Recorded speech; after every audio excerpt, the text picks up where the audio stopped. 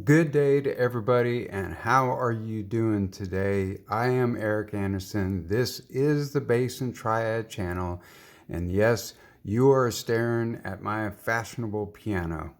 And the reason why you're looking at my fashionable piano is because we're going to be talking about triads today.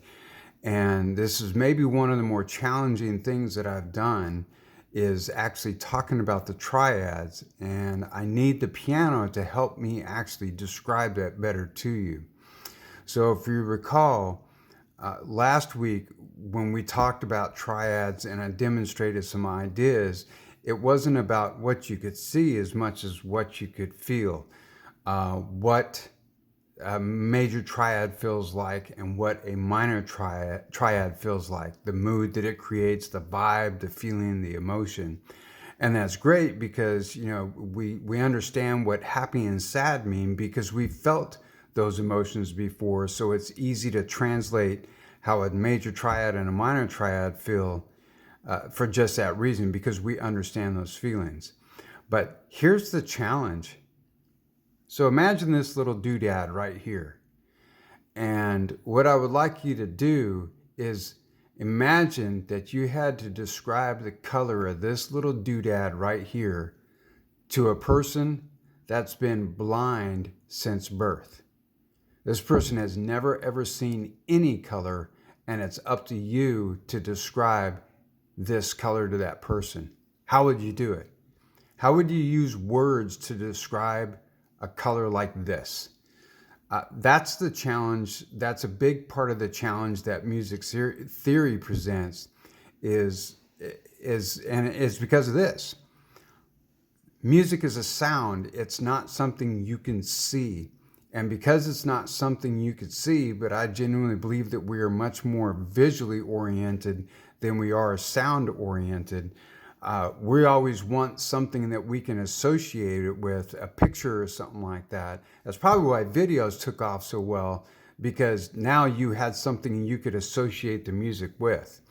So today what I'm going to do is I'm going to use the piano to help you visualize as well as hear the difference between a major triad and a minor triad. So here we go, right? And in order to understand this, actually, I got to address this too. I don't know why they call them major and minor triads. I really have no idea. I'm going to use those labels, those nouns, those names, because that's just the way that's what they call them. That's what we call them. And I'm not going to fight that system. I got to ask, is there some phrase or some term in music that just kind of tweaks you in the brain a little bit, makes you wonder, like, why did they come up with that? Um, if that's the case, do me a favor and down in the comments below, just leave that phrase that tweaks you in the brain a little bit down in the comments below, just so we can see those types of things that got people baffled because of the language of music. Because believe me, there's a lot of that out there. Okay, so here we go. Let's understand what a visual representation of triads actually looks like. Now, in order to do that, we actually have to go down to the basic unit of measurement or construction for all the harmonies, right? Because that's what triads are, is just two or more notes played together at the same time gives you that harmonic that harmonic idea that harmonic sound that you hear. So if we follow the 7 notes, 1, 2, 3, 4, 5, 6, 7. But as you can see, I got these little red blocks up here. You can see that from note 1 to note 7, there's actually a grand total of 12 notes. And if I were to play each one of these notes, so I'll show it here, but I'll play it on the octave up here, that what you have is that each one of these notes is known as as a half step above the one preceding it. And this sequence keeps going all the way up to keyboard, and all the way up to fretboard, and all the way up to trumpet and the clarinet, and I can keep going with that. So what we mean by a half step is that in essence there's a difference in pitch between the two notes That's about 6%. And that 6% means that this note vibrates approximately 6% faster than this note, and that's why there's the change in pitch. It's the rate of vibration of the strings. And we won't get any more sciencey and geeky than that. So now that you have that idea understood, or hopefully you do, the 7-note pattern, 1, 2, 3, 4, 5, 6, 7, is just is different combinations, or different is a unique sequence of what we call half steps and whole steps. So let me help you understand what I mean. If you take a look at the first note and you take a look at the second note, what you have is, if you look over here to the left, you have a half step from here to here and a half step from here to the second note. So from the first step to the second step, from the first note to the second note, we're going to say is a whole step, and we're going to use these green blocks to represent whole steps.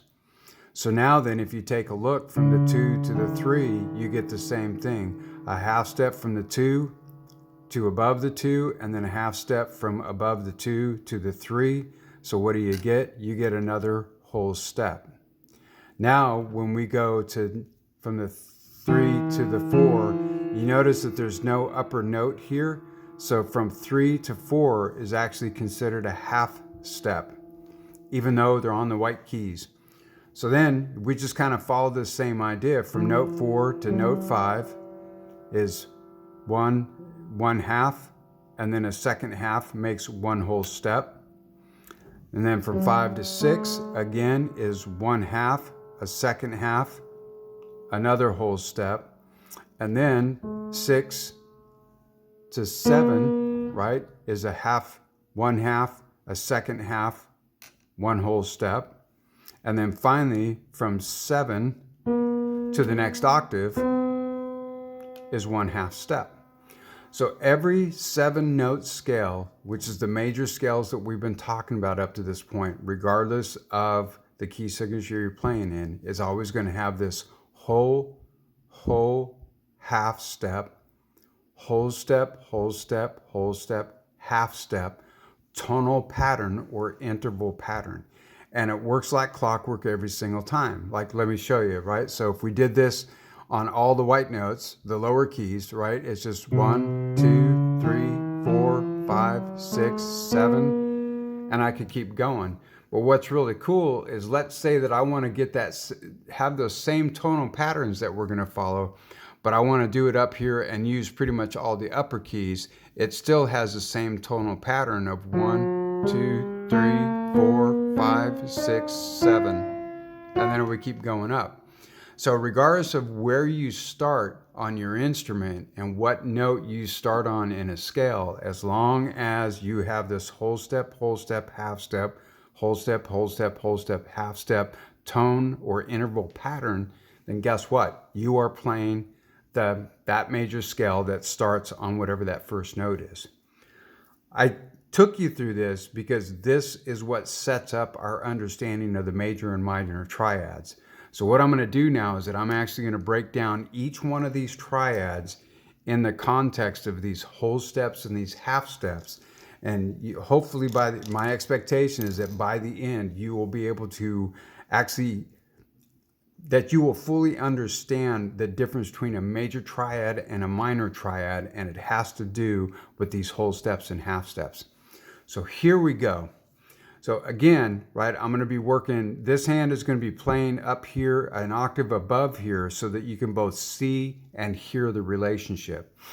So when we're working with a triad that starts on the first note of the scale, then we have the root, we have the middle, and we have the top notes, which is 1, we skip 2, 3, we skip 4, and 5 in this particular case.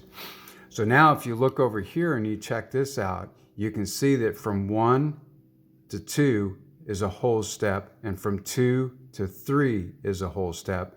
So from 1 to 3, that is considered 2 whole steps. And then you notice here that from 3 to 5, we have from 3 to 4 is a half step, and then from 4 to 5 is a whole step. So there, from 3 to 5, we have 1.5 steps. And then when you put those together, there's your lower third, and here's what we call your upper third, right? These three notes make the triad, and we have what's called a major triad for this reason. The lower triad, right, which is from the root to the middle, is 2 whole steps, and the upper part of the triad from the middle to the top is 1.5 steps. So check this out. This is where I think it gets like really cool because just because of the way it works. So now we're going to start with note number 2, which means we're going to go note 2, the 4th note, and the 6th note of the scale. Now if you take a look at it, from note number 2 to 3, which is starting at the root, from the root to the note right next to it is a whole step, excuse me. And then from that note to the middle note, that's a half step. So we have 1.5 steps here. And then from, from the middle to the note next to it is a whole step. And then from the note next to it, which is the 5th note, to the 6th note, you have a second whole step. So now, if you listen to this, there's a minor triad, and now I'm going to come back to the major and back to the minor again. And a minor is distinguished by having from root to middle is 1.5 steps, and then from middle to top is 2 whole steps. So guess what? All we do is we literally move everything over one key on the piano, and we take a look at this, starting at the 3rd, 5th, and 7th. From the 3rd note to the 4th note is a half step. The 4th note to the 5th note is a whole step. So we have 1.5 steps there. And then from the middle to the next note is a whole step. And then from the next note, to the top note, which is the 7th note in this particular triad, check it out. We got another 2 whole steps. So from root to middle is 1.5 steps. From middle to top, guess what? That's 2 whole steps. So what we have is again a minor triad, which is from root to middle is 1.5 steps, and then from middle to top is 2 whole steps. And then we just keep moving across. So here we go. Now we're on 4, 6, 1, the 4th, 6th, and 1st note of the scale. And as you can see, I got from the 4 to the 5 is a whole step. From the 5 to the 6 is a whole step. So I have 2 whole steps. Can you anticipate what kind of triad we're working with now? And then finally, right, from the middle, from the 6 to the 7 is a whole step. From the 7 to the 1 is a half step. So now you've got 2 whole steps from the root to the middle, and then you got 1.5 steps from the middle to the top, which means that you have a major third here, a minor third here, and that is a major triad. So now I want you to help me out. I'm going to try not to talk too much. Here we go. We're moving everything over, 1 to the right. So tell me, from here to here, from the 5 to the 7, what do we got? You take a look here, you take a look there, and what are we looking at? Okay, and then once you got that, then you go from the 7 to the 2, and what are we looking at? Well, we got that right there, and then we got this right here. So tell me what that is. So let me fill in the blanks and see if you can kind of nail this down. From the root to the middle, we have 2 whole steps. From the middle to the top we have a step and a half. Are we hearing a major triad or a minor triad? So there you go. At least by my understanding, that is considered a major triad. Got a major third on the bottom. Major third is root to middle. Minor third is root to top. Middle to top. So here we go. We got 2 more to go, and we're just going to grind this out. So check this out. Talk me through this. From here to here, which is 6 to 1, what are you hearing? What are you seeing? All right, and then finally, from 1 to 3, what are you hearing? Now, I understand that you're not seeing something yet, but I want you to take a stab at this before I throw a block up there. What do you think it is? Well, here you go.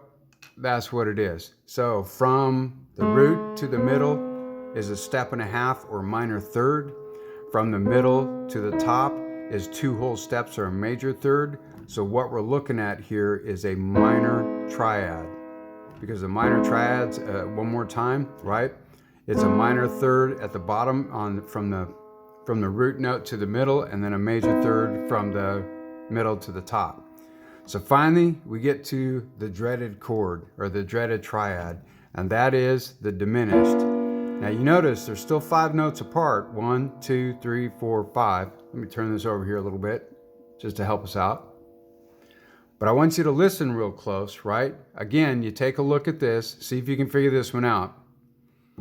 So we go from the 7 to the 2. What is the distance? Or what is the interval? Is it a major third? Is it a minor third?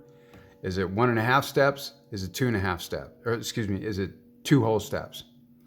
And then we go from the middle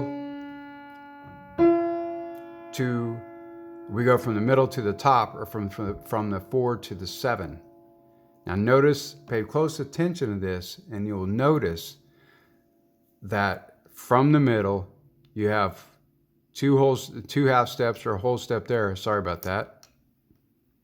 But then, because there's no black key here, you actually only have a half step right there.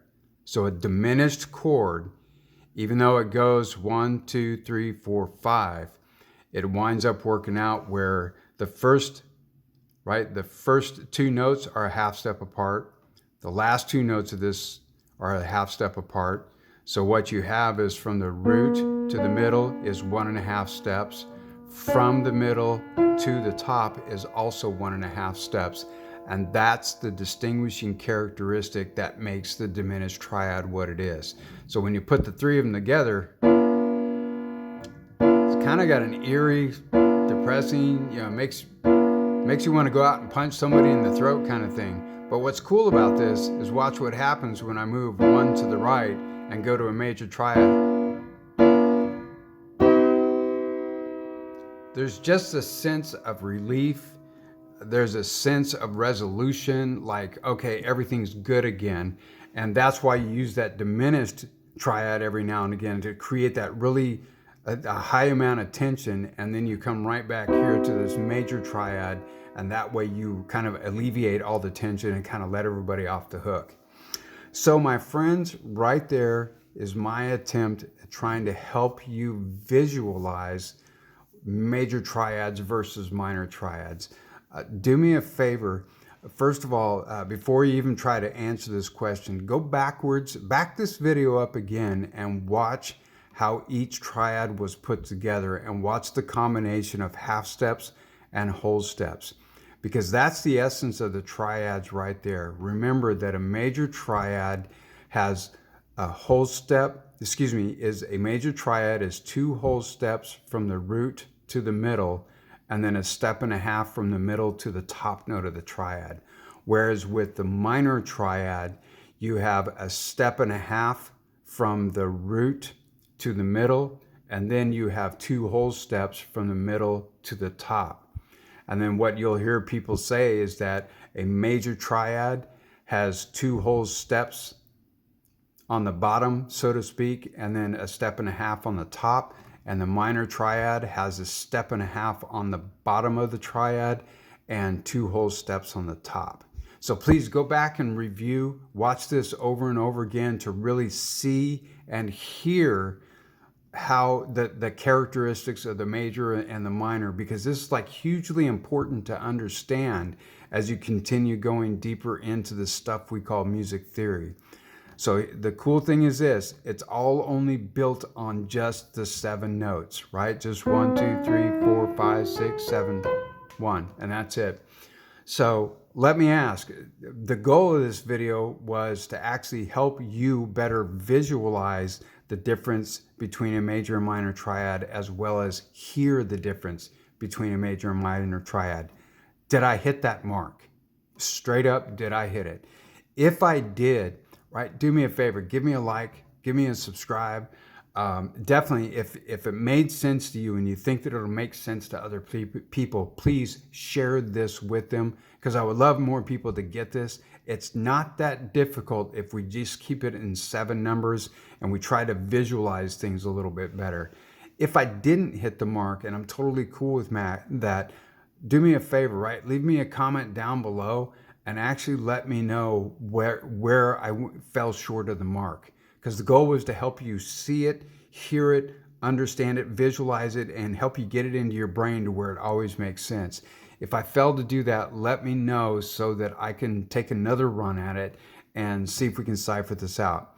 The cool thing about triads is that we're going to come back around and visit this kind of stuff again, because triads are so foundational to harmonies that we hear in virtually every song that we listen to, that their importance, I'm not sure that can be I don't think its importance can be overstated with respect to harmony. So I'm going to wrap it up. I'm going to get out of here. Have a great day. Have fun playing the instrument that you enjoy. And that's it, right? I am Eric Anderson. This is the Bass and Triad channel. This is my fashionable piano being used to show you, to enable you to see the difference between major thirds and minor thirds, and the diminished, actually between major and minor triads and the diminished triad. And that, my friends, is my rumor, and I am sticking to it.